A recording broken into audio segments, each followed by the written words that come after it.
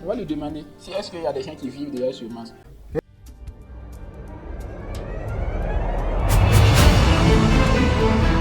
Hello chers camarades, j'espère que vous allez bien. Aujourd'hui, on se retrouve pour un tutoriel spécial. Car ce tutoriel nous mène vers les pas de ChatGPT.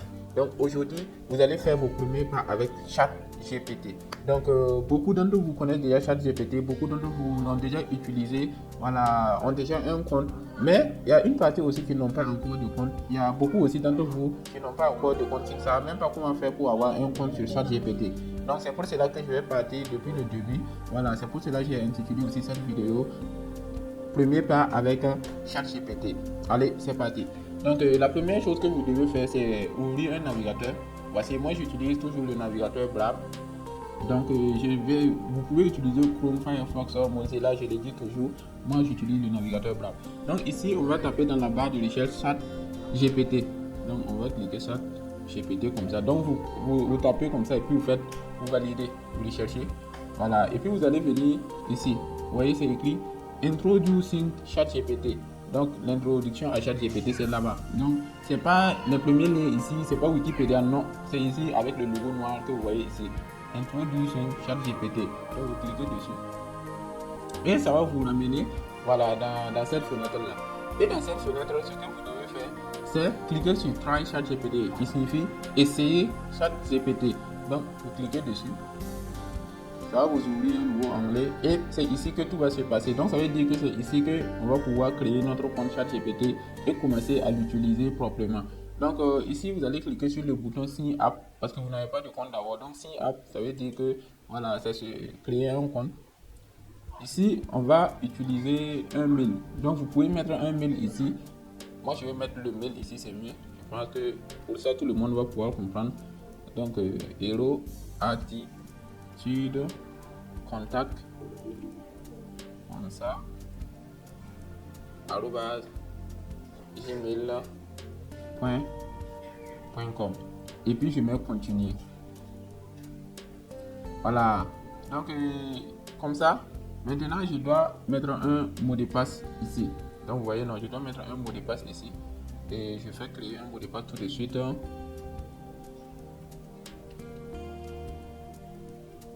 Voilà, et puis je fais continuer. Et c'est du bon. On m'a dit d'enregistrer, je vais faire diamant. Voilà, donc ici, ils m'ont dit qu'ils m'ont envoyé un mail. We send an email to helloattitudecontact@gmail.com. Click the link inside to get started. Donc voilà, ils m'ont dit qu'ils m'ont envoyé un mail. Genre, si disons que votre mail se trouve sur votre téléphone et non sur votre ordinateur, alors vous devez aller dans vos mails et puis vous allez voir une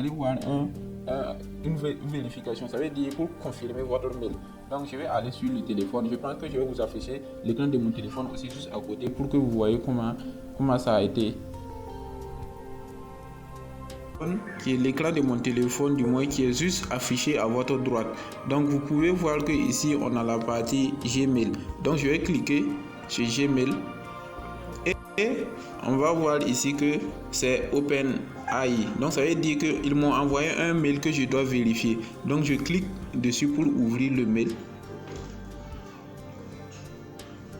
Et là on a, voilà, ici un bouton ici qui est écrit Verify Mail Address. Donc je clique dessus. Donc une fois que j'ai cliqué dessus, ça me redirige directement vers un navigateur. Donc ça veut dire que voilà, pour moi ici sur téléphone, j'utilise toujours Brave. Donc pour moi c'est 100% Brave. J'utilise Brave sur téléphone et sur l'ordinateur aussi. Voilà. Donc une fois, on va voir ici que tout de suite la vérification va s'effectuer et maintenant on peut retourner sur notre ordinateur maintenant pour continuer.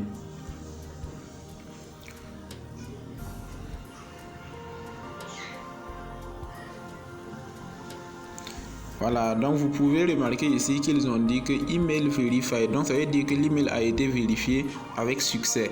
Maintenant, voilà, on va déposer le téléphone et on va continuer sur l'ordinateur.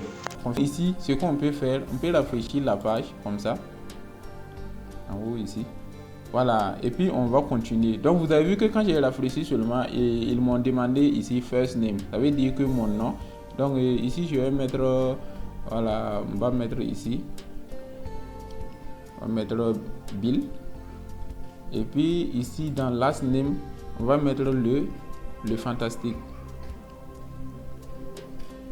Voilà. Date d'anniversaire, on va choisir. Il faut savoir que ici vous n'êtes pas obligé de donner vos vraies informations, hein. Voilà, vous pouvez donner quelque chose seulement juste pour passer. Ça ne va pas jouer sur quelque chose. Donc vous mettez seulement ce que vous voulez et puis voilà, ça passe sans problème. Donc ici on a Bill le fantastique, 5 premiers mois l'an 2000. Fais continuer. Et puis ici ils vont vous demander maintenant de donner votre numéro de téléphone. Donc ici moi je vais mettre mon numéro de téléphone 58 74 49 03. Et puis je fais send code. Donc quand je clique comme ça, voilà, je vais recevoir un message sur mon téléphone. Voilà, ça va s'afficher ici aussi à l'écran à droite, vous allez voir. Voilà, je suis sur mon téléphone comme ça. Et quand je déroule comme ça, vous voyez en haut ici, et on voit exactement qu'ils m'ont envoyé un message. Voici, OpenAI m'a envoyé un message code de vérification qui est juste en bas ici. Donc je dois mettre ce code ici. Donc c'est un code à 6 chiffres. Donc je le mets ici. Ça fait 43 17. Voilà. Et puis 002. Si vous voyez, non. Quand j'ai mis seulement ça, ça a validé. Donc ça ne dépasse pas ça. Chers camarades, maintenant vous avez un compte ChatGPT valide que vous pouvez utiliser de façon illimitée et gratuitement. Vous voyez, non? Donc maintenant ce qu'on va faire, on va cliquer ici sur Next. Donc ça ce sont des explications qu'il vous donne, comment collecte, how we collect data, comment il collecte les données. Voilà. Donc ils vous disent clairement ici que les conversations, voilà, vont être regardées par leur ingénieur système. Donc de ne pas mettre des trucs sensibles. Donc ça veut dire que tout ce que vous allez mettre sur ChatGPT, il faut savoir que l'entreprise qui a créé ChatGPT a le droit de tout les regarder. Donc ils vous préviennent même qu'ils regardent tout. Donc il ne faut pas mettre des choses qui sont vraiment personnelles sur ChatGPT, sinon vous exposez votre vie privée dedans. Est-ce que vous voyez? Donc on va faire next. Et will you love your feedback? Bon, ça c'est pour donner des retours, voilà, tout ça, pour dire d'améliorer leur service, tout ça. Donc on fait done pour valider le tout. Et ici maintenant on est bon. Vous avez un compte ChatGPT valide que vous pouvez utiliser dès maintenant. Et pour le petit exemple, on va faire un exemple, on va lui poser une question simple. Voilà, on va dire que où se situe la planète Mars?